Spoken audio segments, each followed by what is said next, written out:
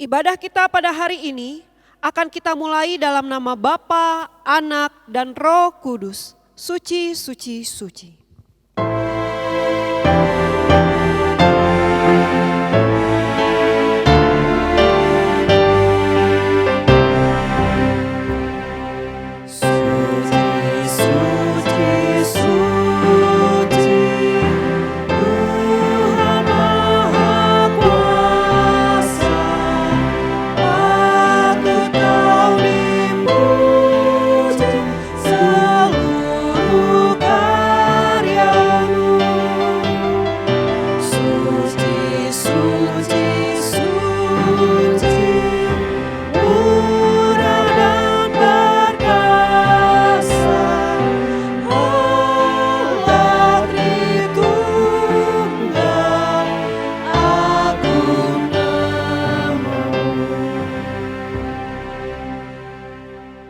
Ibadah ini kita mulai dengan pengakuan iman, bahwa pertolongan kita adalah di dalam nama Tuhan yang menjadikan langit dan bumi, dan yang tetap setia memelihara umatnya untuk selama-lamanya.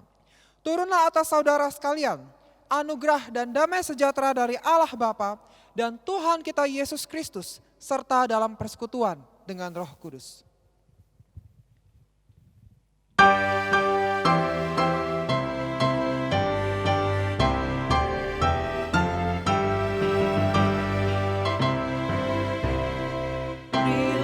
Hormat padanya, pada Allah Maha Tinggi.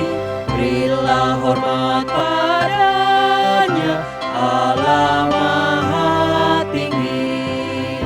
Dan pujilah tak berhenti, puji rahmat dan kasih-Nya. Puji Allah Maha Tinggi, Bapa, Roh Kudus.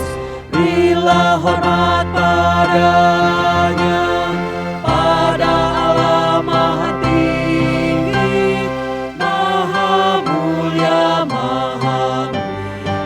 Berilah hormat padanya,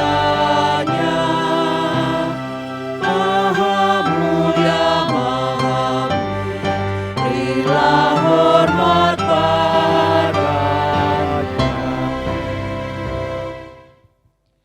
Ya Tuhan Allah Bapa kami yang kami sembah di dalam nama Tuhan Yesus Kristus. Sungguh kami bersyukur Tuhan, karena pertolongan-Mu, penyertaan-Mu dan pemeliharaanmu di dalam kehidupan kami. Kami boleh ada sampai hari ini Tuhan, dengan tidak kekurangan suatu apapun. Kami juga sungguh bersyukur Tuhan dan memberikan rasa hormat yang tertinggi kepada Engkau. Karena tiada Allah lain yang seperti Engkau Yesus yang begitu mengasihi kami. Namun sebelum kami melangkah lebih jauh Tuhan di dalam ibadah kami, terlebih dahulu kami memohon ampun di hadapan-Mu Tuhan. Kami merendahkan hati kami dan diri kami serendah-rendahnya di hadapan-Mu Tuhan. Memohon belas kasihan yang daripada-Mu. Kiranya apapun dari diri kami, apapun dari kehidupan kami yang masih kami sembunyikan dari hadapan-Mu Tuhan, yang kami tidak bersedia untuk dibentuk oleh-Mu Tuhan, kami memohon ampun di hadapan-Mu Tuhan. Ampuni atas segala kesombongan kami, keegoisan kami Tuhan, dan segala sikap hati, kehidupan kami, pikiran kami maupun tindakan kami Tuhan, yang tidak berkenan di hadapan-Mu Tuhan. Biarlah Engkau memberikan kami hati yang lembut Tuhan. Hati seorang murid yang mau dibentuk dan diubahkan oleh Engkau dari hari demi hari Tuhan. Sehingga hidup kami sebagai orang Kristen, hidup kami sebagai murid Kristus, tidak hanya datar begitu saja Tuhan. Tetapi dari hari demi hari boleh ada pertumbuhan di dalam kehidupan kami. Boleh ada suatu perubahan demi perubahan yang terjadi di dalam kehidupan kami. Sehingga orang-orang lain dapat melihat kalau kami adalah murid Kristus yang sejati Tuhan. Tentunya dengan kekuatan kami sendiri, dengan kehebatan kami sendiri, ini mustahil bagi kami. Tetapi kami percaya Tuhan, dengan Roh Kudus-Mu yang diam dan tinggal di dalam hati kami percaya Engkau pasti akan mengadakan perubahan di dalam kehidupan kami. Oleh karena itu Tuhan, pada pagi hari ini kami bukan hanya datang di hadapan-Mu untuk mengakui dosa kami Tuhan, tapi kami juga datang menyatakan komitmen kami Tuhan. Biarlah Roh Kudus-Mu itu membentuk kehidupan kami Tuhan, sehingga kami boleh bertumbuh dari hari demi hari semakin menyerupai Kristus Tuhan yang menjadi teladan kehidupan kami. Hanya di dalam nama Tuhan Yesus kami berdoa dan memohon. Amin. Jemaat yang dikasihi Tuhan, dengarkanlah berita anugerah yang terambil dari surat 1 Yohanes pasal 1 ayat ke-9. Jika kita mengaku dosa kita, maka Ia adalah setia dan adil, sehingga Ia akan mengampuni segala dosa kita dan menyucikan kita dari segala kejahatan. Amin. Jemaat dipersilakan untuk duduk. Mari kita sebagai umat Allah datang kepadanya dengan penuh rasa kagum dan hormat akan Allah. Sebab hikmat dan kasih-Nya telah dinyatakan bagi setiap kita hingga saat ini. Ku kagum hormat akan Engkau.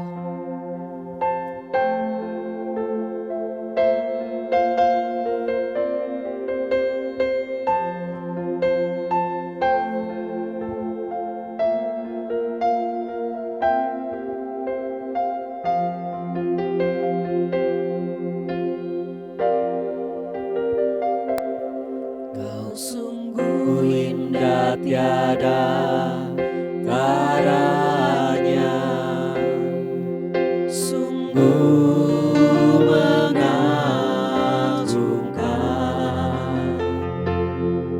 sungguh ajaib untuk dimengerti, lebih dari semua yang ada.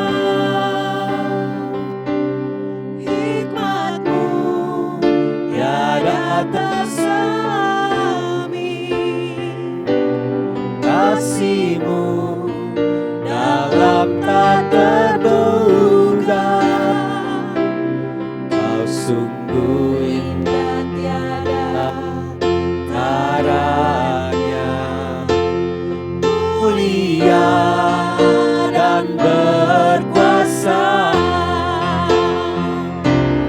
Ku kagum hormat akan Engkau, hormat akan Engkau, Kau Allah yang layak dipuji. Ku kagum akan Engkau, ku kagum hormat akan Engkau, ku kagum akan Engkau, Kau Allah yang layak dipuji. Ku kagum akan Engkau.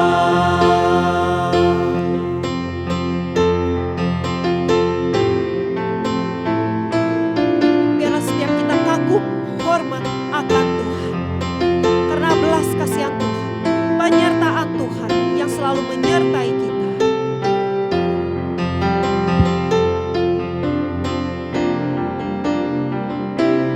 Kau sungguh indah tiada taranya, sungguh menakjubkan,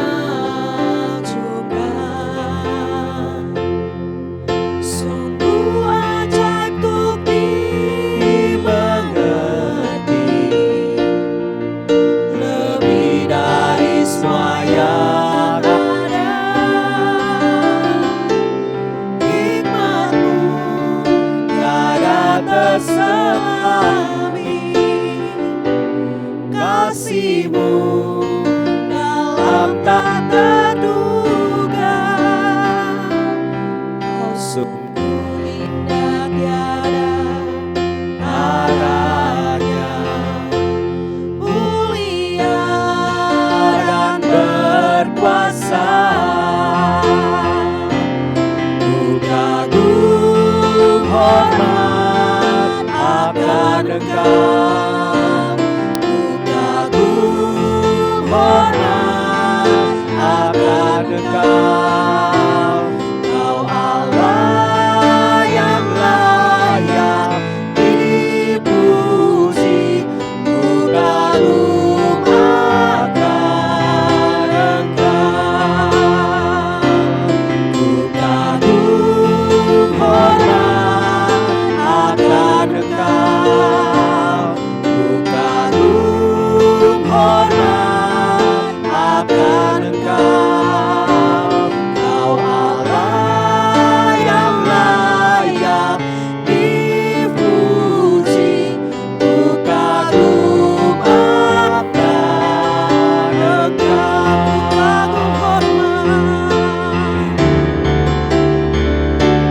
Ku kagum hormat akan Engkau.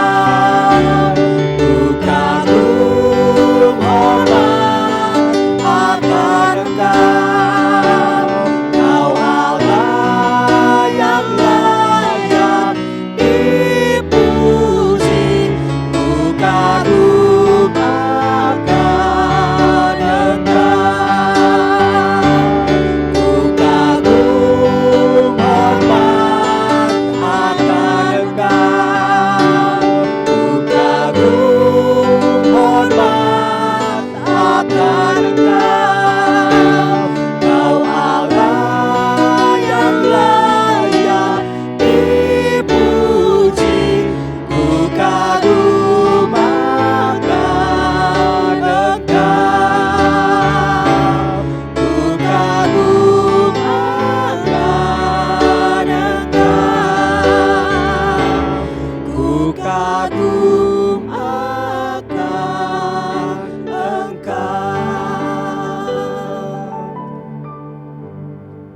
Matius 16 ayat 24 berkata, lalu Yesus berkata kepada murid-muridnya, setiap orang yang mau mengikut aku, ia harus menyangkal dirinya, memikul salibnya, dan mengikut aku. Biarlah ini menjadi komitmen bagi setiap kita untuk ikut Yesus.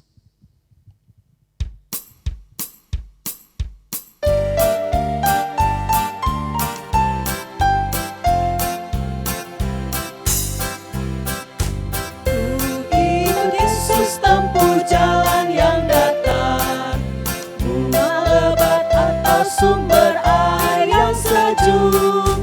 Hatiku tenang bila Yesus memimpinku, menuju ke surga pasti ku ikut. Ikut Yesus, ku mau ikut Yesus, ke tempat manapun ku ikut Yesus. Ikut Yesus, ku mau ikut Yesus, kemana ya pimpin ku mau ikut Dia.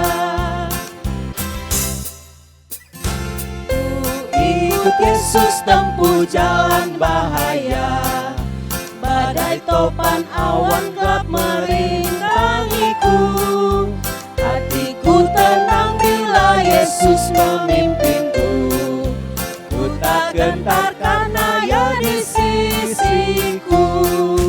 Ikut Yesus, ku mau ikut Yesus, ke tempat manapun ku ikut Yesus. Ikut Yesus, ku mau ikut Yesus, kemana Ya pimpin ku mau ikut Dia. Mari kita sama-sama bangkit berdiri.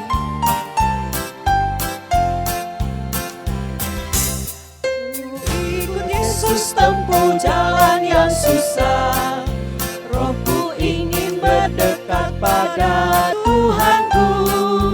Hatiku aman bila Yesus memimpinku, tibaku di sorga Ya besertaku.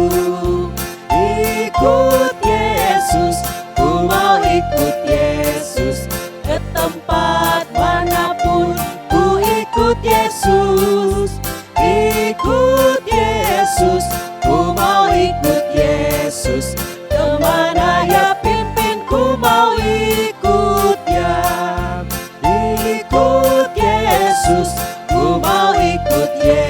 Yesus, ke tempat manapun ku ikut Yesus. Ikut Yesus, ku mau ikut Yesus. Kemana ya pimpin, ku mau ikut Dia. Kemana ya pimpin, ku mau ikut Dia. Mari jemaat yang dikasih Tuhan, kita akan membaca bacaan bertanggapan. Bacaan bertanggapan kita pada hari ini di dalam Mazmur 2 ayat yang pertama hingga ayat yang ke-12.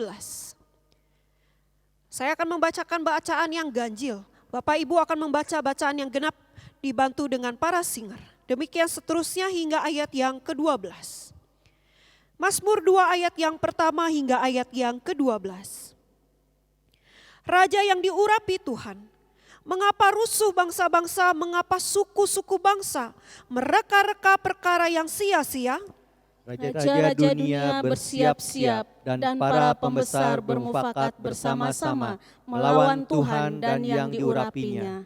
Marilah kita memutuskan belenggu-belenggu mereka dan membuang tali-tali mereka daripada kita. Dia yang bersemayam di sorga tertawa, Tuhan mengolok-olok mereka. Maka berkatalah ia kepada mereka dalam murkanya dan mengejutkan mereka dalam kehangatan amarahnya. Akulah yang telah melantik rajaku di Sion, gunungku yang kudus. Aku mau menceritakan tentang ketetapan Tuhan. Ia berkata kepadaku, anakku engkau telah kuperanakan pada hari ini. Mintalah kepadaku, maka bangsa-bangsa akan kuberikan kepadamu menjadi milik pusakamu, dan ujung bumi menjadi kepunyaanmu. Engkau akan meremukkan mereka dengan gada besi, memecahkan mereka seperti tembikar tukang periuk. Oleh sebab itu, hai raja-raja, bertindaklah bijaksana, terimalah pengajaran, hai para hakim dunia. Beribadalah kepada Tuhan dengan takut, dan ciumlah kakinya dengan gemetar. Supaya ia jangan murka dan kamu binasa di jalan, sebab mudah sekali murkanya menyala. Berbahagialah semua orang yang berlindung padanya. Jemaat dipersilakan untuk duduk. Marilah jemaat yang dikasih Tuhan, kita mempersiapkan hati dan pikiran kita untuk menyambut firman Tuhan.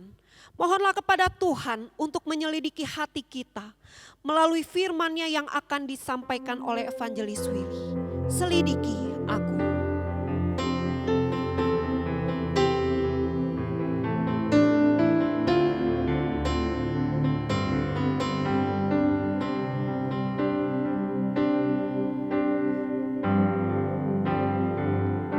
Selidiki aku,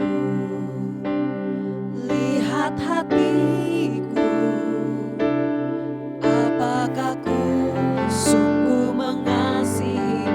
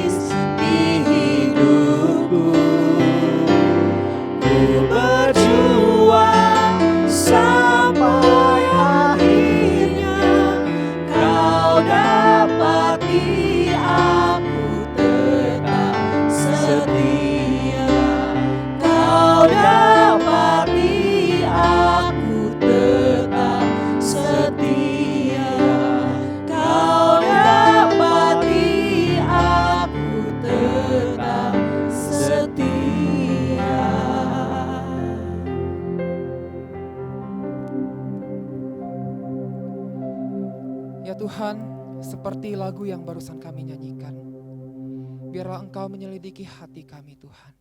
Engkau menyelidiki keseluruhan hidup kami dengan firman-Mu Tuhan. Berbicaralah kepada kami pada pagi hari ini Tuhan. Dan biarlah firman-Mu ini Tuhan ditujukan untuk setiap kami tanpa terkecuali Tuhan. Berikan kami hati yang lembut Tuhan untuk bersedia dibentuk oleh firman-Mu pada pagi hari ini Tuhan. Hanya di dalam nama Tuhan Yesus kami menyambut firman-Mu. Amin. Shalom, selamat pagi jemaat-jemaat yang dikasihi Tuhan. Kita bersyukur masih boleh diberikan kesempatan yang istimewa yang begitu indah. Kita boleh datang beribadah baik secara onsite maupun secara online di rumah masing-masing. Pada pagi hari ini kita akan membahas satu topik perenungan firman Tuhan dan kita akan eksposisi Alkitab. Tetapi pada pagi hari ini kita tidak akan eksposisi perikop, tetapi kita akan eksposisi tokoh, ya, eksposisi tokoh Alkitab. Dan salah satu tokoh Alkitab yang akan kita eksposisi adalah seorang yang bernama Simon Petrus, salah satu murid dari Tuhan Yesus, ya. Simon Petrus. Di antara semua murid-murid Tuhan Yesus bisa dikatakan si Petrus ini adalah yang paling terkenal dan mungkin paling banyak dicatat peristiwanya, apa yang dia lakukan, apa yang dia kerjakan di dalam Alkitab. Misalnya saja kalau kita baca di dalam Matius pasal 14 ya, ayat 28, di situ kita melihat Petrus berseru dan menjawab Tuhan. Tuhan, apabila Engkau itu, suruhlah aku datang kepadamu dan berjalan di atas air. Jadi ini adalah peristiwa ketika Yesus berjalan di atas air dan kemudian Petrus bilang kepada Yesus dengan ceplos langsung seperti itu. Kalau memang Engkau itu Yesus, maka suruh aku berjalan di atas air. Hanya Petrus yang berani seperti itu. Murid-murid yang lain enggak berani. Lalu habis Yesus bilang, marilah kemari. Akhirnya Petrus jalan, tetapi hanya sebentar saja. Akhirnya dia mulai tenggelam dan kemudian Tuhan Yesus mengangkat dan memegang tangannya. Lalu kalau kita lihat lagi di bagian Alkitab yang lain di dalam, misalnya di dalam Matius pasal 16 ya, ayat 16 itu ada pengakuan Petrus yang terkenal juga. Jadi di Matius 16 tersebut di dalam konteks Yesus sedang bertanya, kata orang siapakah anak manusia itu? Ada yang menjawab Yohanes Pembaptis, ada yang menjawab Elia lah, ada yang menjawab Yeremia. Namun yang paling unik jawaban dari Simon Petrus ini. Yesus bertanya kepada Simon Petrus, maka Simon Petrus menjawab, engkau adalah Mesias, anak Allah yang hidup. Kata Yesus kepadanya, berbahagialah engkau Simon bin Yunus, ayahnya namanya Yunus ya. Engkau Simon bin Yunus, sebab bukan manusia yang menyatakan itu kepadamu, melainkan Bapakku yang di sorga. Dan aku pun berkata kepadamu, Yesus berkata kepada Simon Petrus ini, engkau adalah Petrus, dan di atas batu karang ini aku akan mendirikan jemaatku dan alam maut tidak akan menguasainya.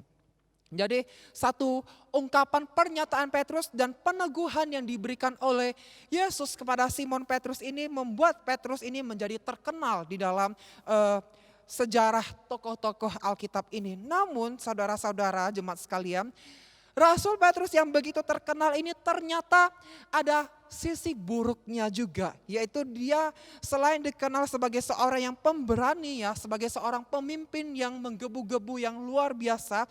Namun ada sisi lainnya yang terkenal dari seorang Petrus ini. Yaitu dia adalah seorang yang bermulut besar, Bapak Ibu Saudara ya.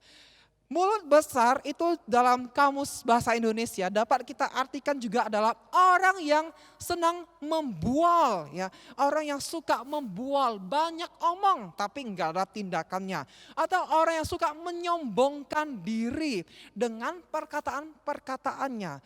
Jadi bualan-bualannya. Jadi bisa kita bilang juga Rasul Petrus ini yang bermulut besar bisa juga kita singkatkan menjadi Petrus si pembual. Mengapa bisa dikatakan Petrus ini si pembual? Mari kita sama-sama buka satu bagian firman Tuhan dari Injil Matius pasal yang ke-26 ayat 30 sampai 35. Injil Matius pasal 26 ayat 30 sampai 35. Injil Matius pasal yang ke-26 ayat 30 sampai 35. Jika sudah menemukannya, Bapak Ibu Saudara boleh melihat di dalam Alkitab masing-masing, saya akan membacakan untuk kita sekalian. Sesudah menyanyikan nyanyian pujian, pergilah Yesus dan murid-muridnya ke Bukit Zaitun. Maka berkatalah Yesus kepada mereka, malam ini kamu semua akan tergoncang imanmu karena aku.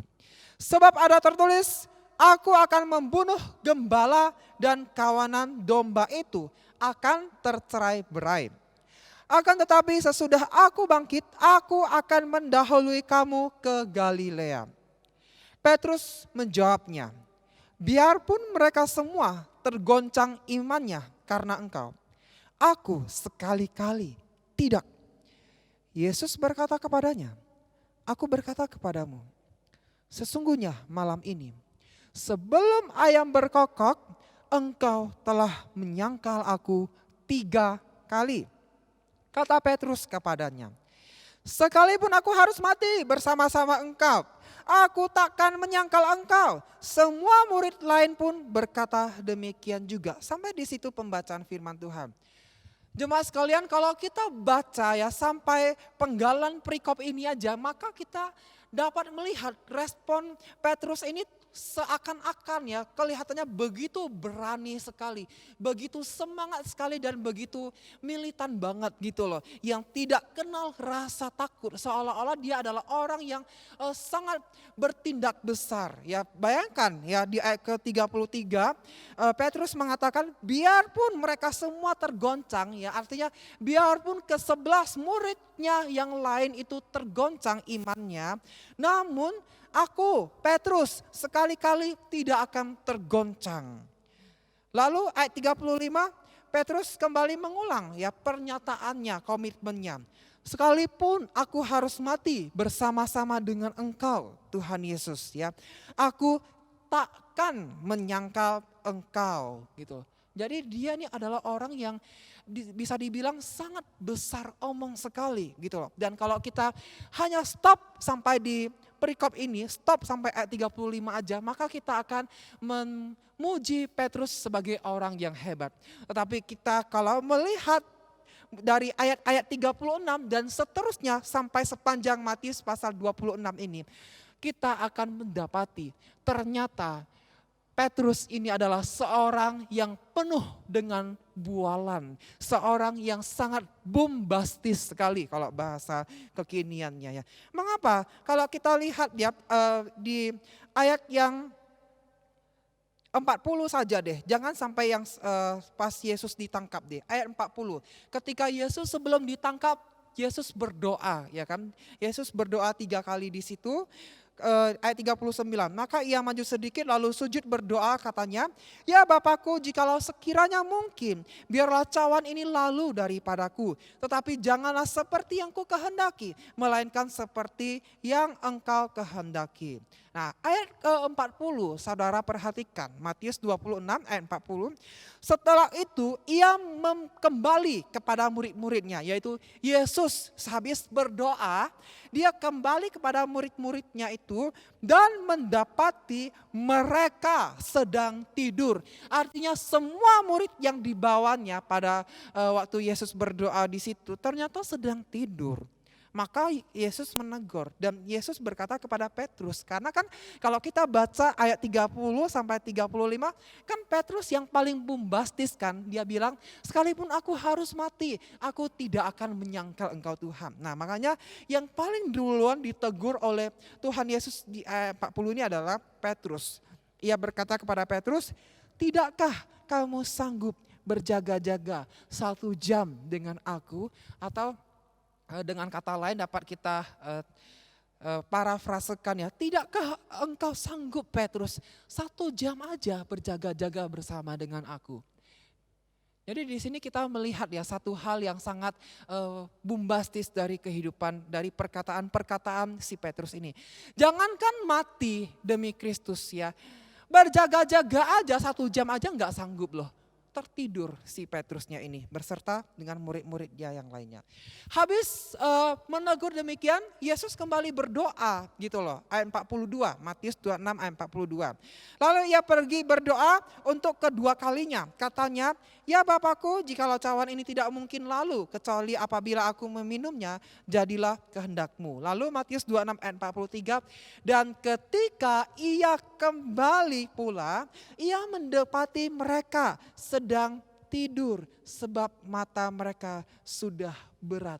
Jadi ketika Yesus berdoa untuk yang kedua kalinya, murid-murid Tuhan Yesus itu kembali tidur, termasuk Simon Petrus ini.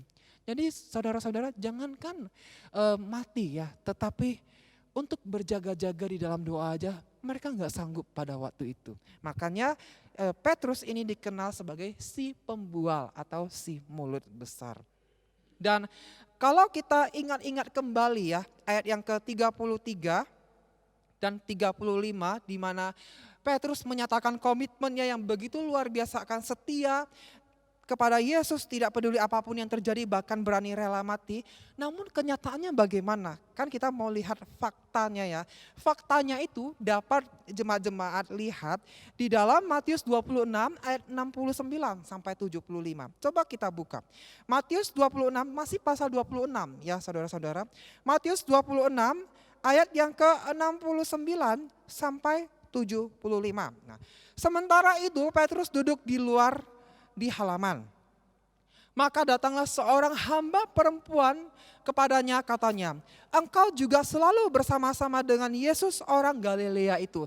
Jadi ini ceritanya pada waktu itu Yesus sudah tertangkap gitu ya, dan banyak murid-murid lain yang ketakutan gitu loh, berhamburan lari ke kemana kemari gitulah, yang nggak tahu, seperti gembala yang udah ditangkap, dombanya kabur entah nggak karuan kemana. Maka si Petrus ini juga dia di dalam rasa ketakutan yang hebat pada waktu itu. Dan ayat 69 ini dia bertemu dengan seorang hamba perempuan, dan hamba perempuan ini mengatakan kepada Petrus, engkau kan juga selalu bersama-sama dengan Yesus gitu loh.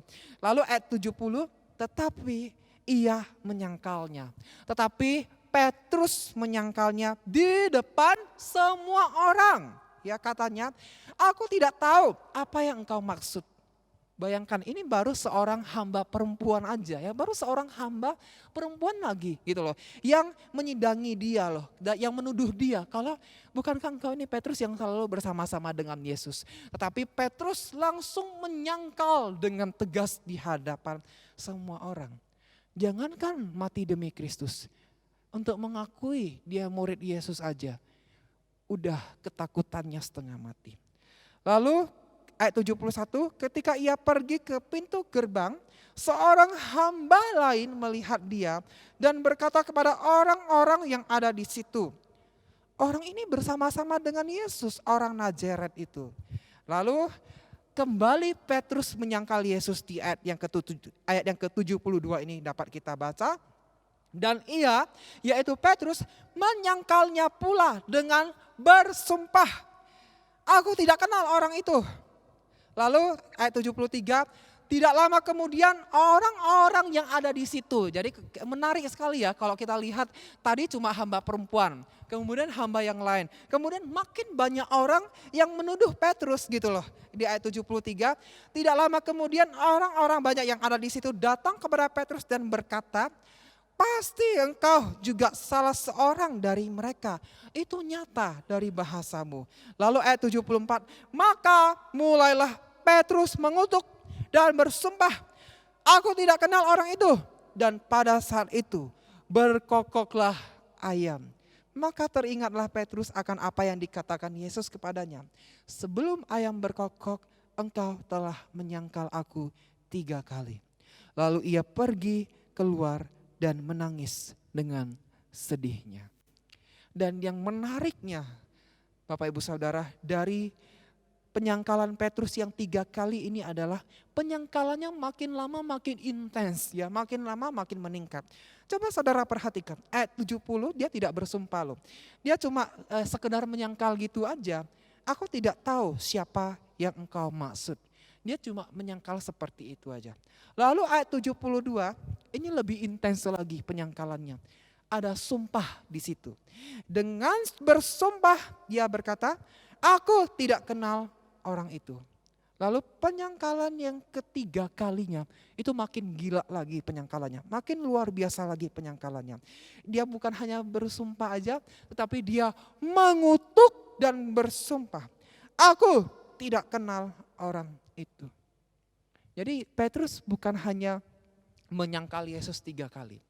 Dia udah menyangkal Yesus 3 kali, tetapi penyangkalannya itu makin lama makin intens gitu loh. Makin lama makin hebat penyangkalan yang dilakukan oleh Petrus ini. Mana di peristiwa-peristiwa sebelumnya di ayat yang ke-33, ayat 35, katanya berani rela mati. Katanya sekalipun semua orang tergoncang, sekalipun semua murid-murid yang lain tergoncang imannya, aku sekali-sekali tidak akan tergoncang. Bahkan sekalipun aku harus mati, aku tidak akan menyangkal engkau. Mana buktinya? Ini baru ditanya aja, baru dituduh aja. Engkau pasti salah satu pengikutnya. Udah langsung menyangkal Yesus dan bahkan mengutuk dan bersumpah menyangkal Yesus. Makanya dari peristiwa ini Petrus dikenal sebagai seorang yang bermulut besar. Petrus si pembual. Saudara-saudara, banyak di antara kita bukan seringkali tidak suka dengan orang-orang yang pembual atau orang-orang yang bermulut besar doang, tetapi tidak ada tindakan di balik semua omongannya tersebut. Tentu kita akan sangat tidak nyaman dan tidak betah berada di dekat orang-orang yang seperti ini. Namun pernahkah saudara kita merenungkan kehidupan kita? Terkadang mungkin juga di antara kita atau kita sendiri malahannya secara sadar atau tidak sadar, kita juga ada kecenderungan atau pernah bermulut besar seperti Rasul Petrus ini. Terutama di awal-awal tahun, orang cenderung jadi mulut besar atau jadi pembual. Mengapa di awal-awal tahun Bapak Ibu Saudara? Karena biasanya di awal-awal tahun, di bulan-bulan Januari deh ya, minggu pertama, minggu kedua, itu masih ada semangat tahun baru yang begitu luar biasa. Orang-orang melakukan resolusi yang baru, orang-orang flashback ke belakang dan kemudian menetapkan hal-hal apa yang ingin dicapai di tahun baru gitu ya. Misalnya bagi orang yang bisnis atau punya perusahaan, saya ingin omset atau pendapatan bersih akhir tahun ini tembus 100 triliun rupiah. Ya ini boleh-boleh aja sih, tapi kalau kita lihat apakah realistis Bapak Ibu Saudara. Karena 100 triliun itu gede banget loh untuk level Indonesia. Perusahaan-perusahaan besar di Indonesia pun, yang paling besar di Indonesia pun profitnya enggak sampai 100 triliun setahun, paling cuma 20-30 triliun setahun. Maka kalau kita tetapkan target ya setahun ini harus untung 100 triliun, maka bisa dibilang kita orang yang bermulut besar, kita orang yang bombastis, karena belum tentu kita bisa memenuhi hal tersebut.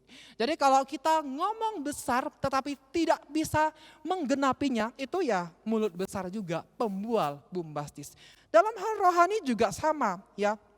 Misalnya kita bilang, oh di tahun 2021 ini saya mau berkomitmen untuk giat ya, semakin giat untuk saat teduh sama Tuhan. Baca Alkitab, renungkan firman Tuhan.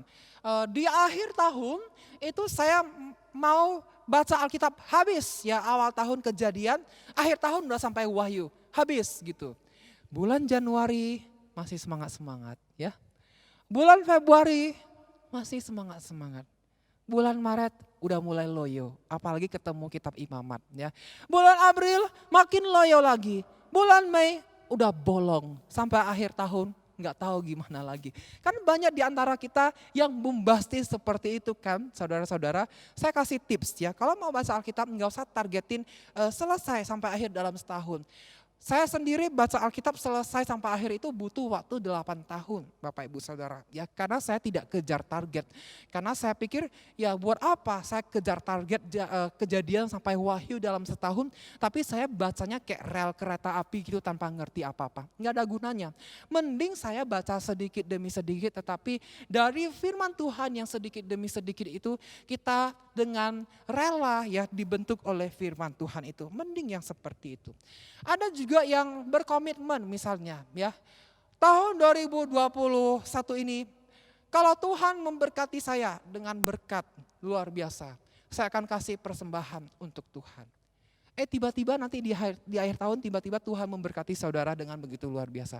Apakah hal tersebut akan saudara genapi apa yang sudah saudara janjikan? Kalau digenapi puji Tuhan. Tetapi kalau tiba-tiba tidak digenapi padahal saudara sudah berjanji bahkan sudah bernajar, maka orang yang demikian adalah orang yang pembual atau bermulut besar. Dalam hal apa lagi? Misalnya karena pada awal-awal tahun biasanya orang semangat-semangatnya ini masih semangat-semangat barunya. Misalnya di awal tahun ini saya mau semangat beribadah dan melayani Tuhan. Masih rutin ya, minggu pertama. Waduh, ibadah, melayani Tuhan dengan rutin. Minggu kedua, ibadah, melayani Tuhan dengan rutin. Minggu ketiga di bulan Januari, ibadah rutin. Minggu keempat, ibadah rutin.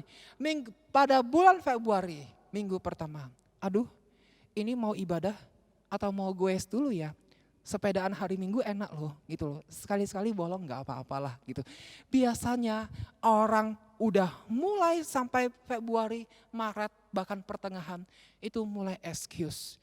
Jadi kalau saudara berkomitmen di awal mau serius ya, tetapi belum pertengahan aja udah bolong-bolong dan tidak mengutamakan Tuhan di dalam ibadah dan pelayanan, maka orang yang demikian juga adalah orang yang bermulut besar atau orang yang bombastis. Makanya saudara-saudara, ketika kita membuat komitmen hal-hal yang ingin dicapai di awal tahun ini, jangan sembarangan saudara-saudara ya. Jangan seperti Petrus yang kita baca tadi itu, cuma sekedar bicara mungkin tanpa mikir dan akhirnya dicap sebagai orang yang bermulut besar atau si pembual. Nah saudara-saudara, apakah kehidupan Petrus endingnya seperti ini? Endingnya terkenal sebagai seorang pembual. Ternyata tidak saudara-saudara. Kalau saudara baca tadi Matius 26 ayat 75, kan sampai di situ dicatat ya. Maka teringatlah Petrus akan apa yang dikatakan Yesus kepadanya. Sebelum ayam berkokok, engkau telah menyangkal aku 3 kali. Lalu ia pergi keluar dan menangis dengan sedihnya. Artinya ada rasa penyesalan yang begitu dalam yang dialami oleh Petrus ini. Mengapa saya menyangkal Yesus seperti itu? Padahal saya sudah bilang saya berani mati untuk Tuhan. Jadi artinya dia ada rasa penyesalan yang begitu luar biasa sekali. Dan Tuhan tidak tinggal diam. Tuhan menggenapi janjinya. Kalau kembali ke perikop tadi Matius 26 ayat 30 sampai 35. Mana dia? Saya buka dulu ya. Nah, Matius pasal 26 yang kita baca tadi. Nah ini. Malam ini Yesus kan bilang ya, malam ini kamu semua akan tergoncang imanmu karena aku, ya kan? Kemudian ayat 32, Matius 26 ayat 32 Yesus bilang, akan tetapi sesudah aku bangkit, ya sesudah Yesus bangkit, maka aku akan mendahului kamu ke Galilea. Dan ini benar digenapi oleh Tuhan Yesus, ya. Sesudah Yesus bangkit dari kematiannya, Yesus mendahului murid-murid ke Galilea. Dan disinilah terjadi rekonsiliasi, terjadilah pemulihan dari para murid-murid Tuhan Yesus. Hal ini dapat kita lihat di dalam Injil Yohanes ya. Injil Yohanes pasal 21 ayat 15 sampai yang ke-19. Injil Yohanes pasal 21 ayat 15 sampai 19. Ini ceritanya pas Yesus sudah bangkit ya. Dan Yesus ini berbicara kepada Petrus. Sesudah sarapan, Yesus berkata kepada Simon Petrus, Simon anak Yohanes, apakah engkau mengasihi aku lebih daripada mereka ini? Jawab Petrus kepadanya, benar Tuhan, engkau tahu bahwa aku mengasihi engkau. Ini yang pertama kali ya, lalu yang kedua kali. Kata Yesus kepadanya, masih pertama kali. Kata Yesus kepadanya, gembalakanlah domba-dombaku. Lalu Yesus bertanya untuk yang kedua kali. Di dalam Yohanes 21 ayat 16. Kata Yesus pula kepadanya untuk kedua kali. Simon anak Yohanes, apakah engkau mengasihi aku? Jawab Petrus kepadanya, benar Tuhan, engkau tahu bahwa aku mengasihi engkau. Kata Yesus kepadanya, gembalakanlah domba-dombaku. Tidak hanya sampai 2 kali, Yesus bertanya kali untuk yang ketiga kalinya. Yohanes 21 ayat 17. Kata Yesus kepadanya untuk ketiga kalinya, "Simon anak Yohanes, apakah engkau mengasihi aku?" Maka sedihlah Petrus karena Yesus berkata untuk ketiga kalinya, "Apakah engkau mengasihi aku?" Dan ia, yaitu Petrus, berkata kepada Yesus demikian, "Tuhan, engkau tahu segala sesuatu. Engkau tahu bahwa aku mengasihi engkau." Maka kata Yesus kepadanya, "Gembalakanlah domba-dombaku. Aku berkata kepadamu, sesungguhnya ketika engkau masih muda, engkau mengikatkan pinggangmu sendiri dan engkau berjalan kemana saja kau kehendaki. Tetapi jika engkau sudah menjadi tua, engkau akan mengulurkan tanganmu dan orang lain akan mengikat engkau dan membawa engkau ke tempat yang tidak kau kehendaki." Apa maksudnya ini saudara? Di ayat 19 Yohanes menjelaskan maksudnya. Dan hal ini dikatakannya untuk menyatakan bagaimana Petrus akan mati dan memuliakan Allah. Sesudah mengatakan demikian, ia, yaitu Yesus, berkata kepada Petrus, "Ikutlah aku." Saudara-saudara, mengapa Yesus berkata atau Yesus bertanya kepada Petrus 3 kali, "Apakah engkau mengasihi aku?" Ini sebenarnya suatu pemulihan yang dilakukan oleh Yesus terhadap kehidupan Petrus. Saudara-saudara, mungkin terkadang di dalam perjalanan hidup kita mengiring Yesus, di dalam perjalanan kehidupan kita mengikut Yesus, itu tidak semudah atau tidak semanis yang kita bayangkan. Atau mungkin tidak semanis seperti yang orang lain alami. Mungkin terkadang perjalanan kita mengikut Yesus itu jauh lebih berat daripada yang orang lain alami. Dan saat kita terjatuh, kita akan sangat terpukul. Dan ketika kita terjatuh, saudara-saudara, kita tidak bisa bangkit sendiri. Perlu Tuhan yang terlebih dahulu berinisiatif untuk memulihkan dan membangkitkan kita kembali. Dan ini adalah providensia Allah. Ini adalah pemulihan, belas kasihan dan rahmat Allah yang Tuhan berikan kepada setiap murid-muridnya. Dan ini juga hal istimewa yang dialami oleh Rasul Petrus ini. Dan saudara bisa lihat ya, setelah Rasul Petrus ini dipulihkan ya oleh Tuhan Yesus, dia tidak lagi dikenal sebagai seorang yang bermulut besar, tetapi dia dikenal sebagai orang yang bertindak begitu besar bagi kemuliaan Kristus. Saudara bisa lihat ya di dalam Kisah Para Rasul, ya namanya juga Kisah Para Rasul, berarti kisah para rasul-rasul atau para murid Kristus. Nah, di kitab Kisah Para Rasul ini kita bisa melihat begitu banyak pekerjaan-pekerjaan yang dilakukan oleh Petrus ini sesudah hari Pentakosta atau sesudah Roh Kudus yang dijanjikan itu turun.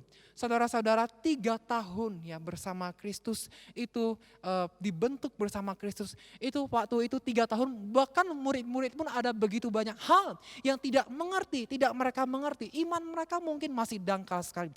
Tetapi pada saat terjadinya Pentakosta atau pencurahan Roh Kudus ini, tiba-tiba terjadi suatu percepatan, yang satu akselerasi yang begitu luar biasa sekali dari kehidupan murid Kristus ini. Dan bahkan yang paling menonjol itu adalah Rasul Petrus ini. Bisa kita lihat misalnya di Kisah Para Rasul pasal yang kedua ayat 14. Ya, ini terjadi pas Pentakosta ya. Kisah Rasul pasal 2 ayat 14, saya bacakan satu ayat ini. Maka bangkitlah Petrus berdiri dengan ke-11 rasul itu. Dan dengan suara nyaring ia berkata kepada mereka, "Hai kamu orang Yahudi dan kamu sekalian yang tinggal di Yerusalem, ketahuilah dan camkanlah perkataan ini." Jadi di ayat yang ke-15 dan sampai seterusnya ini Petrus ya, dia menyatakan Injil kerajaan Allah gitu loh. Menyatakan orang-orang yang dipenuhi oleh Roh Kudus. Dan waktu itu kan ada orang yang bilang, "Oh ini kok kelihatan seperti mabuk ya." Tetapi Petrus bilang, ini mereka bukan mabuk, tetapi mereka dipenuhi oleh Roh Allah, menyatakan Injil kebenaran Allah. Maka sampai kita lihat pasal 2 ini panjang sekali ya. Sampai ayat yang ke-40 ya. pasal 2 ayat 40.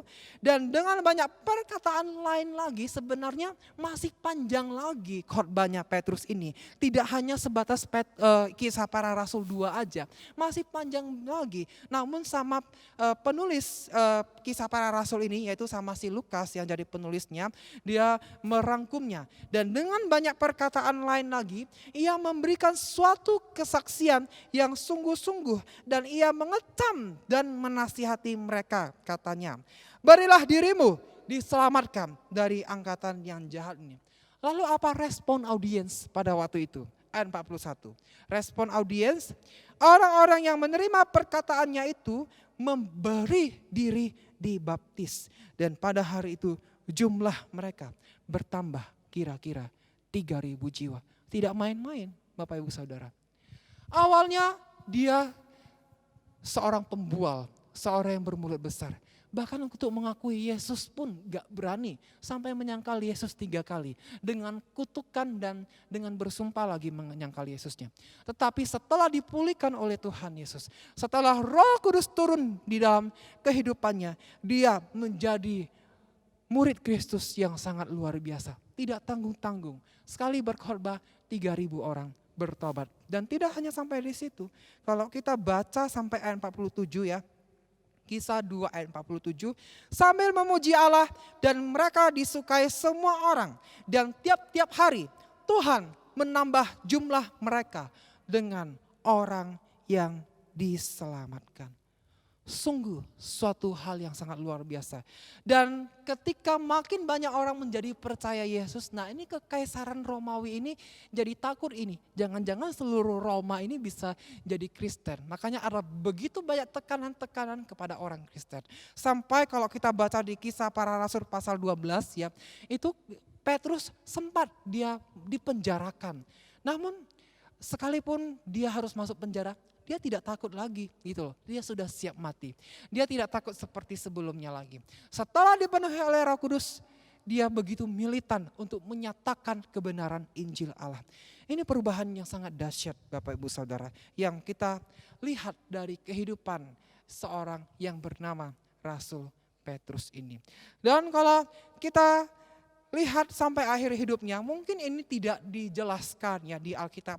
Namun menurut tradisi ya Bapak Ibu Saudara, menurut tradisi yang dicatat oleh Hieronymus, dan tradisi ini juga tercatat di dalam Acts of Peter atau naskah Acts of Peter ini adalah naskah apokrifa bahasa Yunani abad yang kedua. Dan ini juga biasanya dikaitkan dengan kisah tersendiri yaitu Martyrdom of Peter, yaitu kemartiran Petrus ya. Karena kalau kita baca sejarahnya, semua murid Kristus itu mati sebagai martir ya, atau orang yang mati mengenaskan karena Kristus, kecuali Rasul Yohanes yang mati karena tua. Nah, Rasul Petrus ini dicatat di dalam tradisi yang sudah saya bilang tadi, Acts of Peter, yaitu kisah Petrus dan Martyrdom of Peter atau kemartiran Petrus. Nah, di dalam tradisi yang dicatat oleh Hieronymus tersebut dicatat atau dituliskan di dalam sejarah ya. Kalau Petrus ini benar-benar dia setia. Kali ini dia tidak menyangkal Yesus lagi. Dia begitu militan sekali. Dan bahkan dia mati disalibkan. Tetapi dia disalibkannya bukan seperti Yesus disalibkan. Dia disalibkan terbalik. Artinya kepalanya di bawah, kakinya di atas. Dengan cara yang mengenaskan seperti itu dia mati Bapak Ibu Saudara. Mengapa Petrus disalibkan? Karena pada waktu itu Petrus sendiri yang minta gitu loh. Ini hukuman pada masa pemerintahan Kaisar Nero juga kalau kita lihat sejarahnya. Karena Nero ini adalah orang yang sangat kejam sekali ya. Kaisar yang sangat kejam sekali. Dan dia sangat anti Kristen sekali. Dan pada waktu itu Petrus sudah tahu nih dia pasti akan dihukum mati. Dan dia minta, jangan salibkan aku seperti Kristus. Aku tidak layak disalibkan seperti Kristus.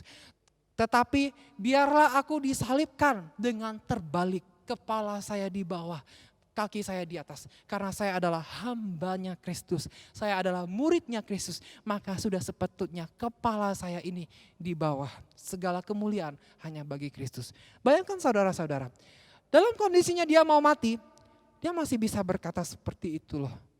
Jadi ini hebatnya dari seorang Petrus yang diperbaharui dan dipenuhi oleh Roh Kudus.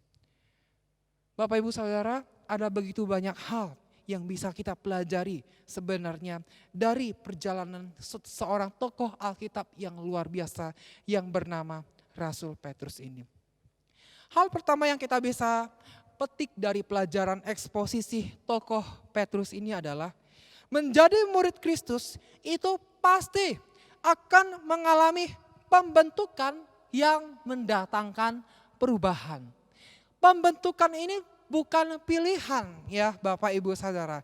Saudara tidak bisa bilang, oh saya cuma mau datang ke gereja aja. Saya mau cuma adem-adem duduk diam di gereja aja. Saya cuma mau adem-adem nonton video online di AC di rumah saya gitu aja.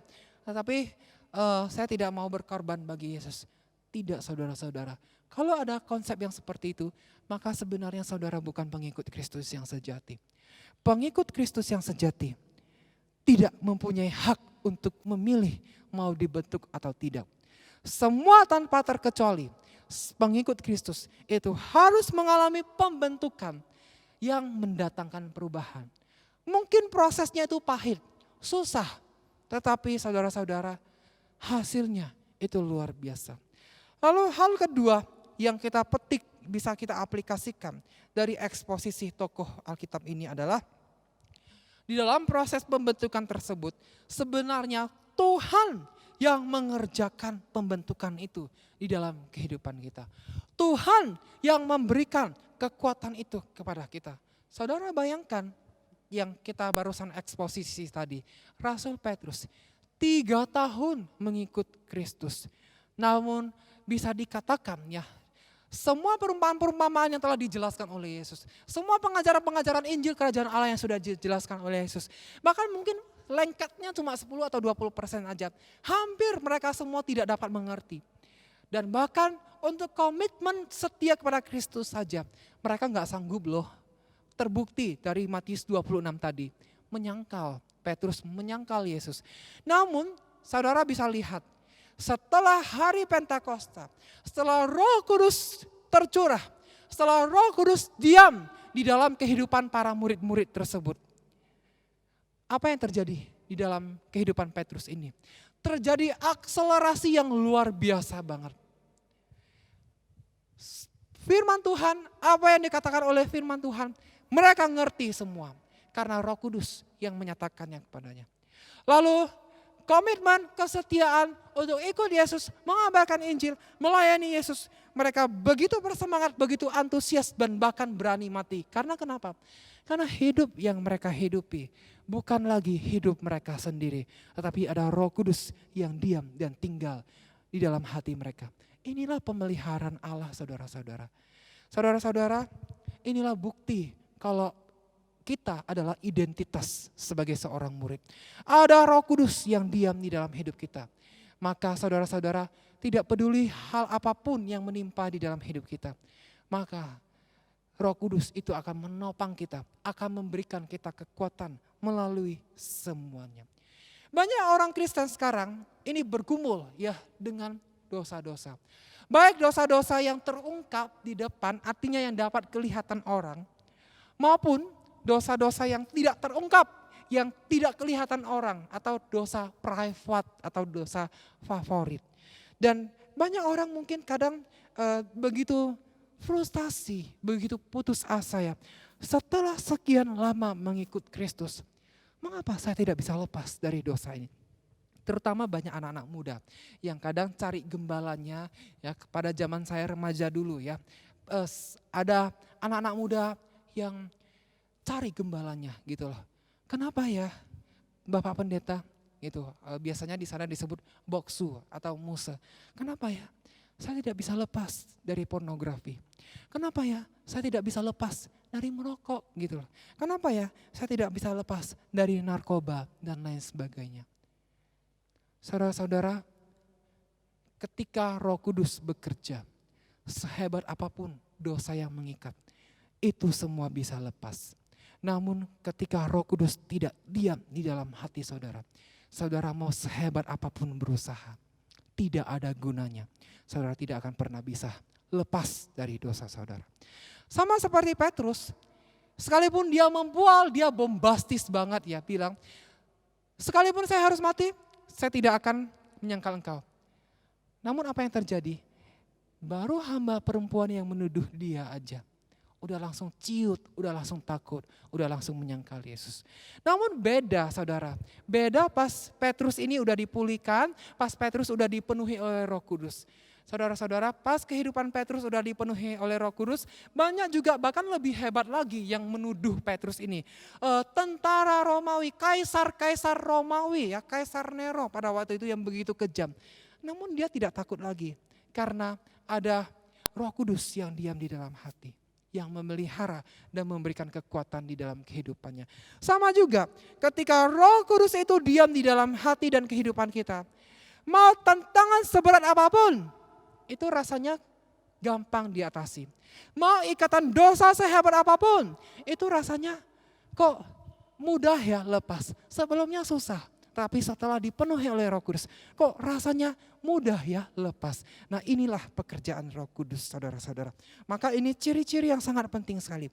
Kalau saudara-saudara hidup ya masih rasanya susah dan tidak bisa lepas dari dosa, maka itu pertanda saudara-saudara. Mungkin saudara harus kembali mengoreksi.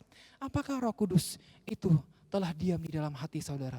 Apakah saudara adalah murid Kristus yang sejati? Lalu hal ketiga yang perlu kita aplikasikan ya di dalam kehidupan eksposisi tokoh ini adalah pembentukan tersebut itu bukan pembentukan yang biasa-biasa saja, tetapi pembentukan yang radikal, yang spektakuler.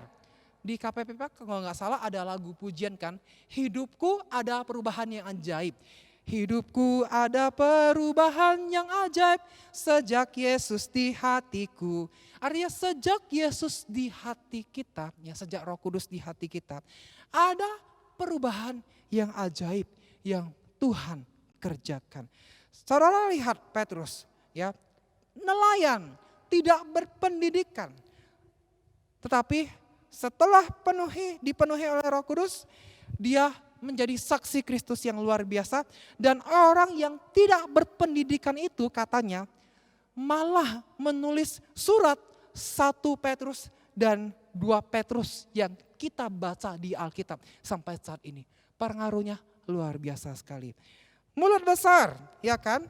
Tetapi setelah dipenuhi oleh Roh Kudus, setelah diubahkan, perubahannya adalah dari mulut besar menjadi seorang yang bertindak besar, yang mati-matian melayani Kristus demi Injil Kerajaan Allah. Jadi bukan perubahan yang ecek-ecek saudara, tetapi perubahan yang besar, yang radikal, yang ajaib. Ini juga yang harus terjadi sebenarnya di dalam kehidupan setiap kita para murid Kristus pada masa kini. Harus ada perubahan yang ajaib, bukan perubahan yang ecek-ecek.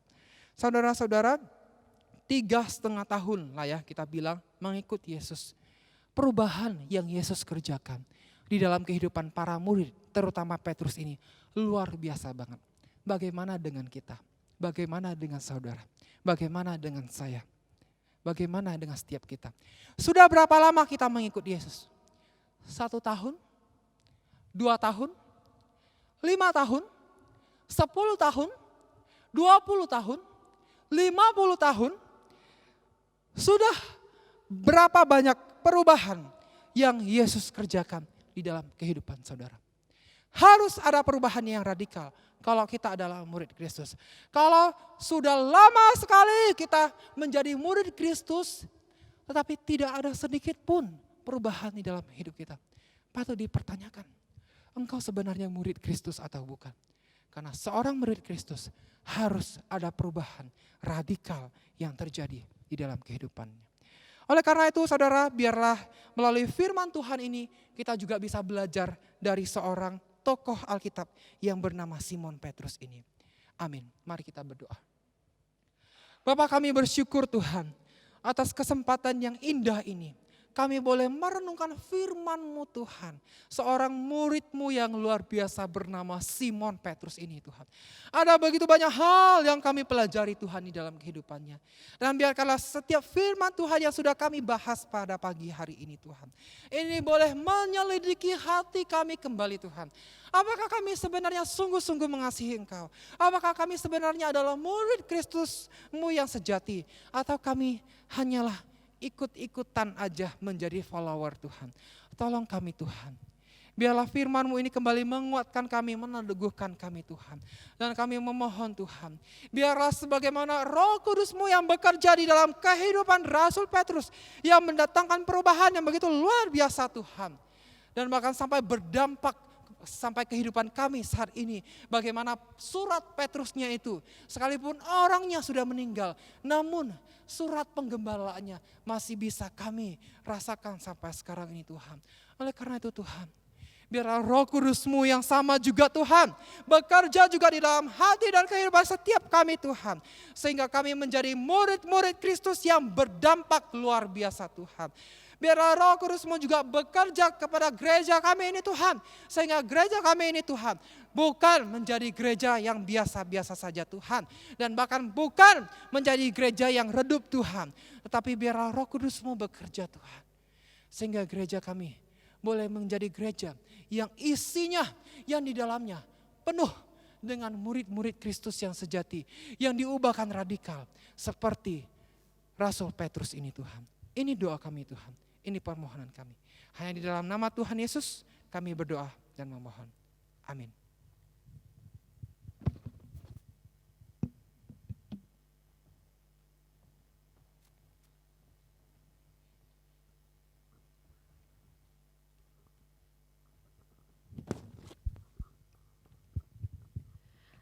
Mari kita sama-sama bangkit berdiri. Kita akan mengakui pengakuan iman rasuli. Pertama-tama di dalam bahasa Mandarin, lalu dilanjutkan dengan bahasa Indonesia. Setu Sinqing. 我信上帝，全能的父，创造天地的主。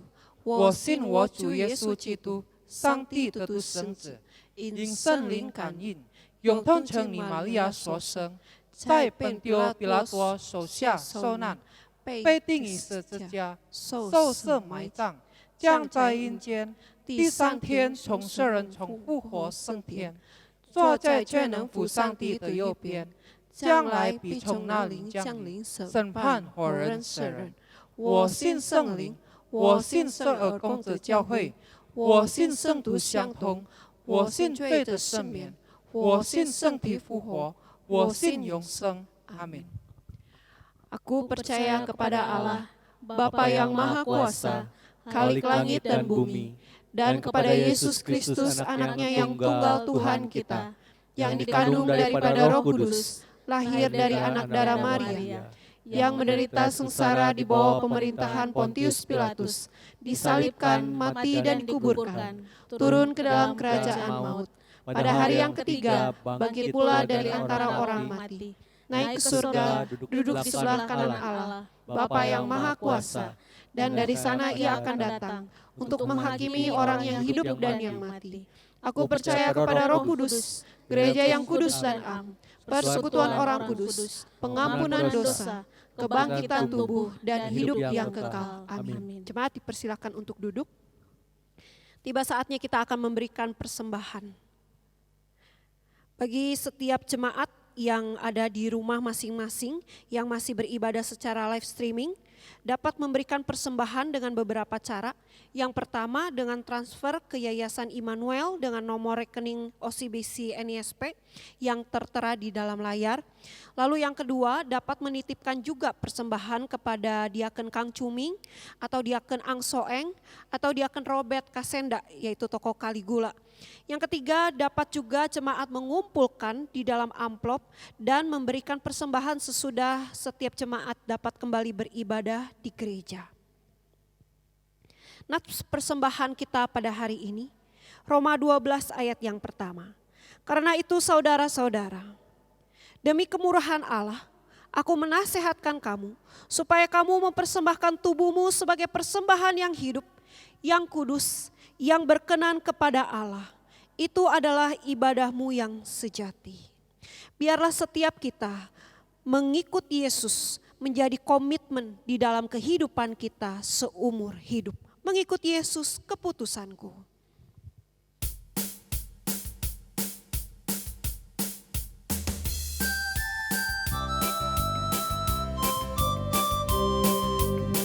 Mengikut Yesus keputusanku, mengikut Yesus keputusanku, mengikut Yesus keputusanku. Ku tak ingkar, ku tak ingkar, ku tetap ikut walau sendiri. Ku tetap ikut walau sendiri. Ku tetap ikut walau sendiri. Ku tak ingkar, ku tak ingkar.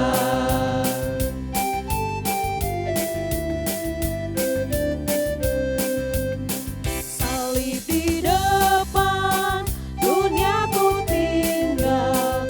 Salib di depan, dunia ku tinggal.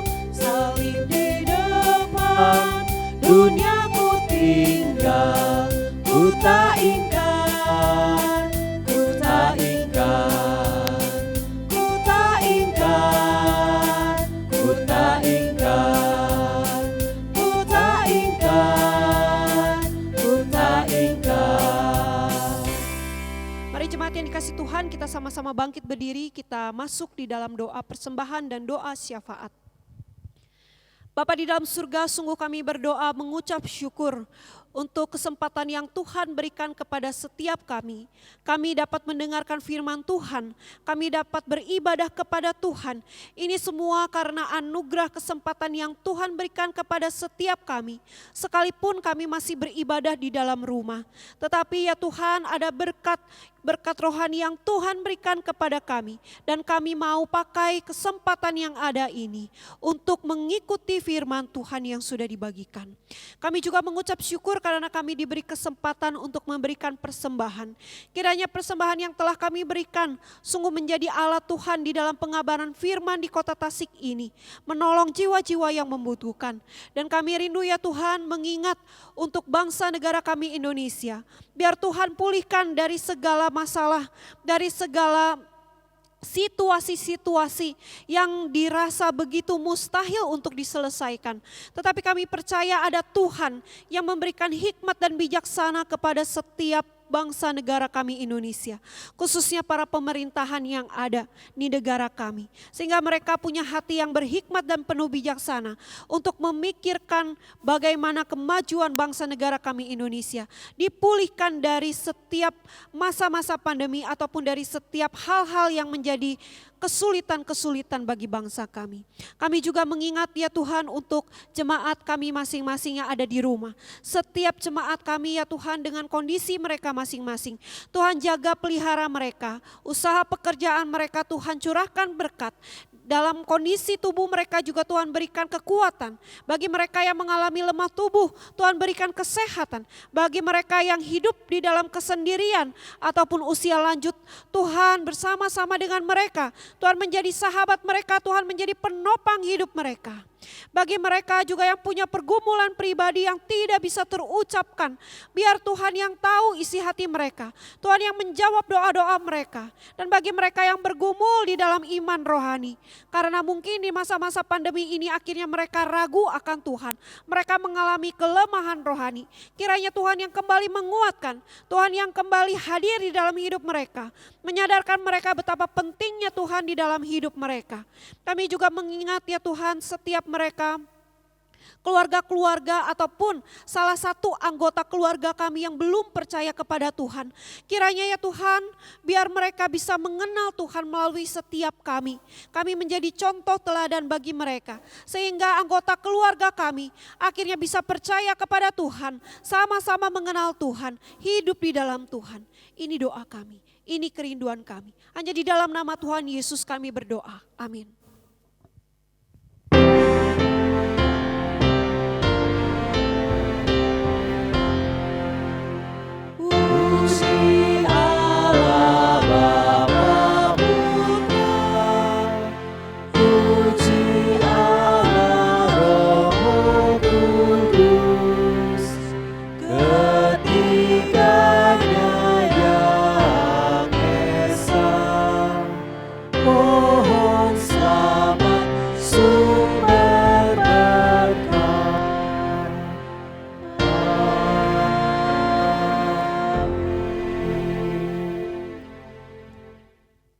Jemaat yang dikasih oleh Tuhan, janganlah hendaknya engkau menjadi serupa dengan dunia ini, tetapi berubahlah oleh pembaharuan budimu, sehingga engkau dapat membedakan mana yang baik dan mana yang jahat.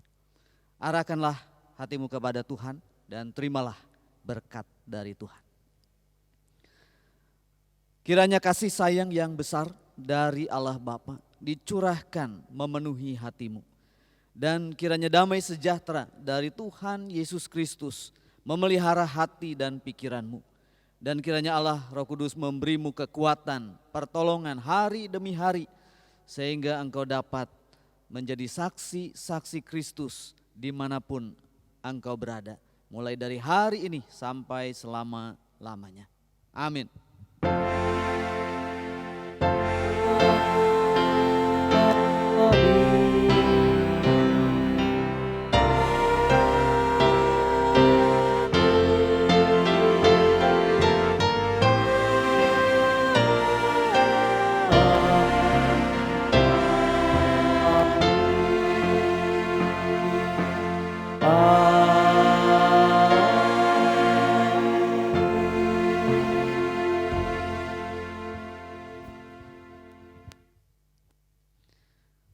Jemaat yang dikasih oleh Tuhan, saya akan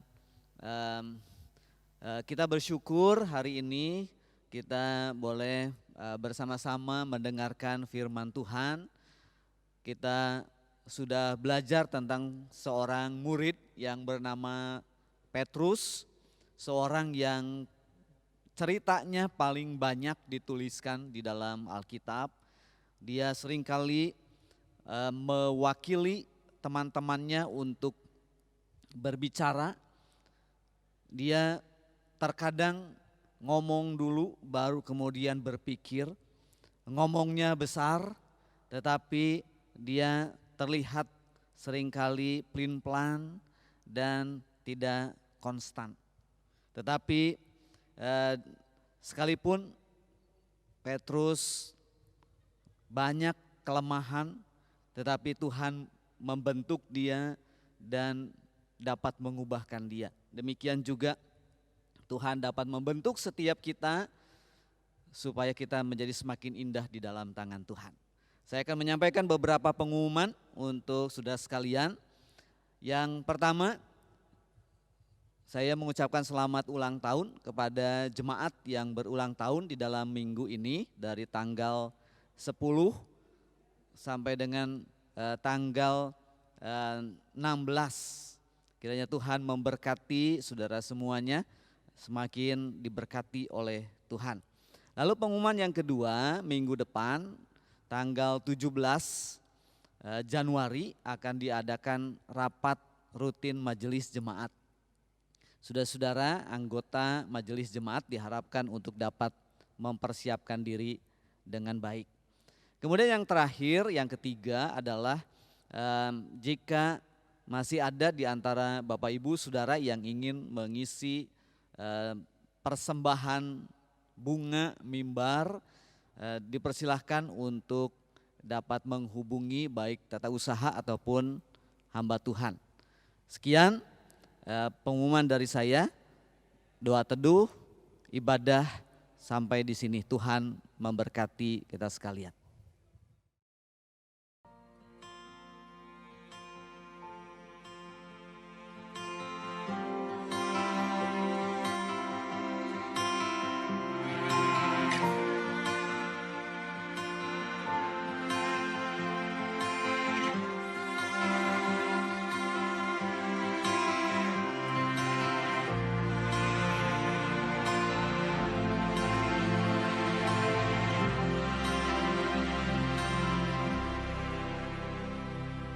Kau hiasi kehidupanku dengan kemurahan-Mu. Kau rancangkan masa depanku penuh dengan harapan. Aku ada saat ini, semuanya karena kasih-Mu.